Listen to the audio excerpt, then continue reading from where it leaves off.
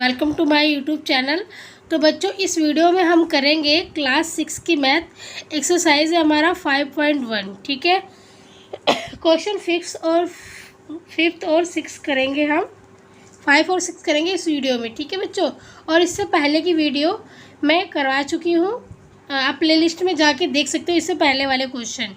ठीक है, और इस चैप्टर का इंट्रोडक्शन भी कराया है, आप उसको अगर पहले देख लेते हो तो आपको ये एक्सरसाइज बहुत जल्दी समझ में आ जाएगा और बहुत इजी तरीके से। ठीक है, तो बच्चों चलो हम इस क्वेश्चन को पाँचों को पढ़ते हैं कि क्या लिखा हुआ है, देखते हैं हम इसमें।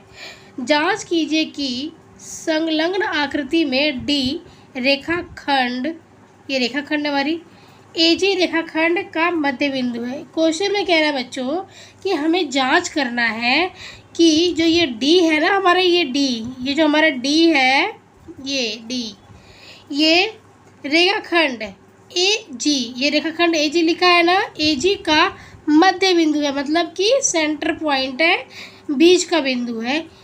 मतलब क्वेश्चन में ये कह रहा है तो हमें जांच करके बताना है। ठीक है, तो बच्चों आप देखिए, ये ए से लेकर जी तक, ये ए हमारा, ए से लेकर ये जी तक हम देखेंगे इसको। ठीक है, क्योंकि यही बोला है कि ए से जी तक रेखाखंड का ये मध्य बिंदु है। अब आप देखिए, पहले हम ए से पहले वाले नंबरों को देखेंगे, ए से हम डी को देखेंगे। ठीक है, देखिए ए से बी, ठीक है, ए से बी, बी से सी और सी से डी। ठीक है, तो देखिए कितने नंबर है, 1 2 3 4 नंबर हो गए। अब इसी पॉइंट से डी से हम जी देखेंगे।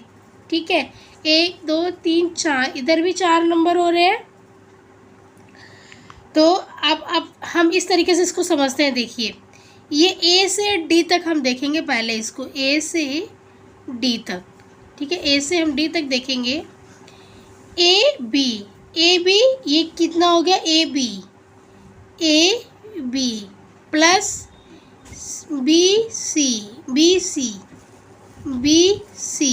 प्लस सी डी, ये मैंने ले लिया सी डी तक ये हो गया। अब हम लिखेंगे डी से जी तक के बीच में, हमने लिखा अब डी से डी और जी, ये डी और जी, डी से जी तक का हम लिखेंगे। ठीक है बच्चों, अब देखिए डी ई, एक यूनिट हो गया, डी डी है यहाँ पे, डी ई एक यूनिट हो गया ये। ठीक है, फिर ई एफ, अभी ई एफ हो गया, हम प्लस में लिखेंगे यहाँ पे ई एफ। ठीक है, ये ई हो गया और ये एफ हो गया, ई एफ। अब लिखेंगे एफ जी प्लस में एफ जी। ठीक है बच्चों, अब आप देखिए, अभी देखिए ए बी एक यूनिट हो गया, प्लस में बी सी एक दूसरा यूनिट हो गया, फिर सी डी एक यूनिट हो गया। ठीक है, तो 1 2 3 कितने यूनिट हो गए, ये 3 यूनिट हो गया। ठीक है, इसी तरह है डी ई बराबर में 1, प्लस में ई एफ 1 यूनिट, फिर प्लस में एफ जी 1 यूनिट। तो 1 2 3, ये भी कितना हो गया, 3 यूनिट हो गया।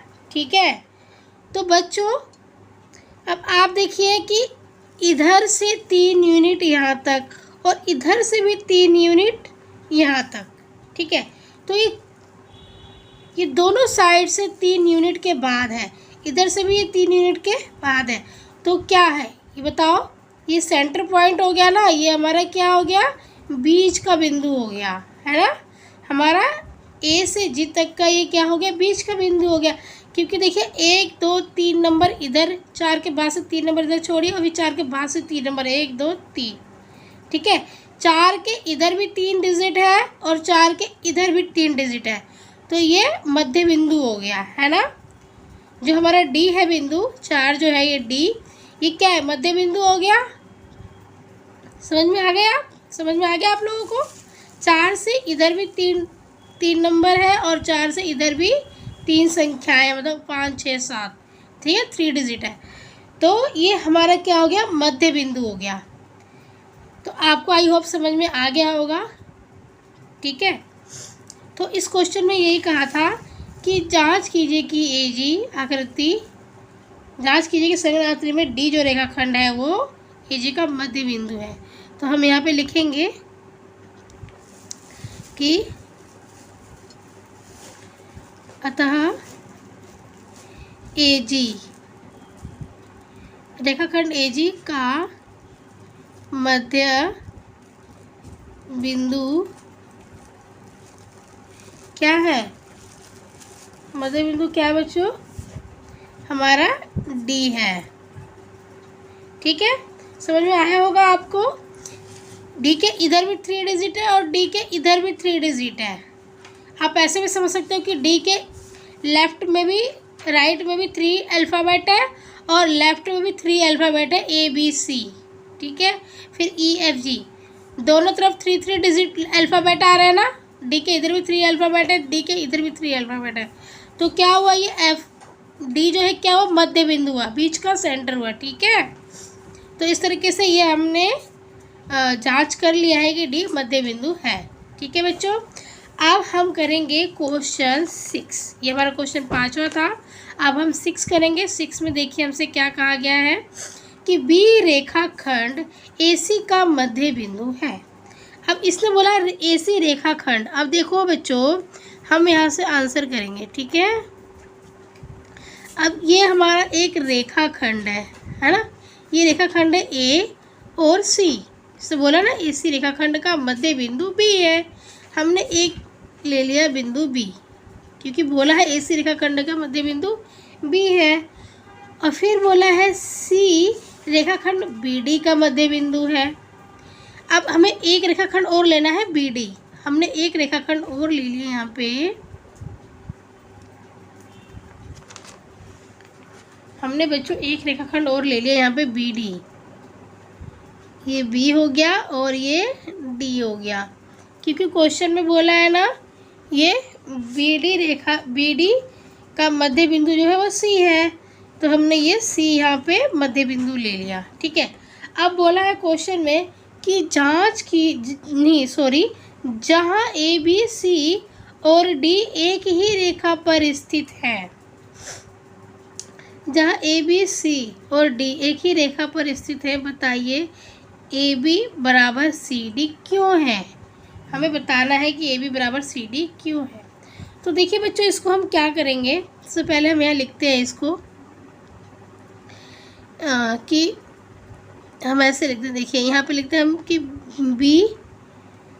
B रेखाखंड, ये रेखाखंड है ना हमारा, B हमारा मध्य बिंदु है, इसलिए हम B लिखेंगे। B रेखाखंड AC का मध्य बिंदु है, मध्य बिंदु है। जो B है वो AC रेखाखंड का मध्य बिंदु है ना, तो हमने लिख दिया। तो ये AB बराबर कितना हो गया, BC हो गया। अब यहाँ पे क्या हुआ, AB बराबर BC हुआ, AB बराबर BC हुआ, क्योंकि मध्य बिंदु का मतलब ही यही होता है बच्चों कि एक रेखा को 2 बराबर हिस्सों में बांटना, ठीक है। इस मध्य बिंदु ने एक रेखा को 2 बराबर हिस्सों में बांट दिया, तो AB बराबर BC हो गया।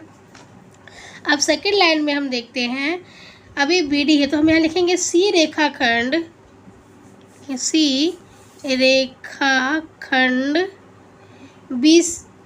BD का मध्य बिंदु है, ठीक है।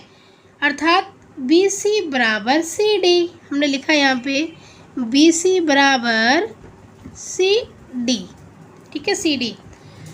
अब हमें क्वेश्चन में क्या कहा गया है कि AB बराबर है CD क्यों, AB बराबर है CD क्यों। बच्चों देखो, जब AB हमारा बराबर है BC के, ठीक है, ध्यान से देखना, AB हमारा बराबर है, AB हमारा बराबर है BC के, है ना, और BC बराबर है CD के। ये BC जो बराबर है वो CD के बराबर है। समझ में आ गया आपको।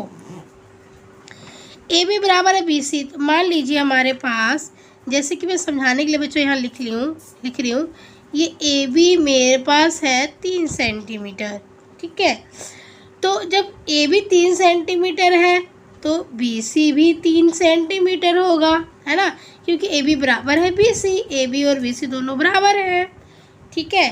तो ए बी 3 है तो बी सी भी 3 होगा, ठीक है। अब आगे बी सी बराबर है सी डी, तो जब बी सी 3 है तो यहाँ सी डी भी कितना होगा, 3 होगा, क्योंकि बी सी बराबर है सी डी। तो अब यहाँ देखिए जब ए बी 3 है, अब ए बी बराबर है सी डी, ए बी बराबर है सी डी, यही है ना क्वेश्चन में, ए बी बराबर सी डी। तो ए बी हमारा 3 सेंटीमीटर है और सी डी भी कितना है, 3 सेंटीमीटर है। तो क्वेश्चन में यही तो बोला है ना कि ए बी बराबर है बी सी, ए बी बराबर है सी डी। क्वेश्चन में यही बोला है ना, ए बी बराबर है सी डी। क्यों? तो देखो, क्योंकि ए बी बराबर हमारा बी सी है और बी सी बराबर हमारा सी डी है।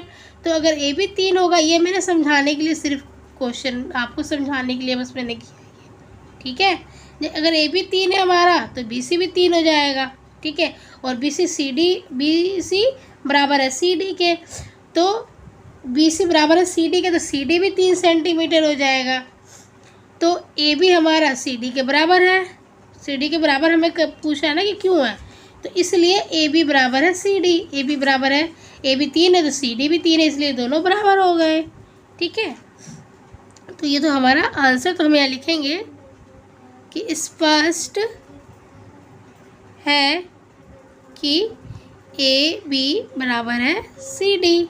ये हमारा आंसर हो गया। इस तरीके से करना है बच्चों, ठीक है। तो बच्चों अगर क्वेश्चन समझ में आया है, वीडियो अच्छी लगी है तो प्लीज़ लाइक ज़रूर कीजिए, ठीक है। और यूज़फुल लगती है अगर वीडियो आपको तो दोस्तों के साथ शेयर भी कीजिए। और अगर चैनल पे नए हैं तो प्लीज़ सब्सक्राइब भी कर लीजिए आप, ताकि ऐसी वीडियो आपको मिलती रहे, ठीक है। और बेल आइकन पर प्रेस कर लीजिए ताकि आपको ऐसी वीडियो मिलती रहे, और जब भी वीडियो अपलोड हो तो सबसे पहले आपके फ़ोन पे नोटिफिकेशन पहुंच जाए।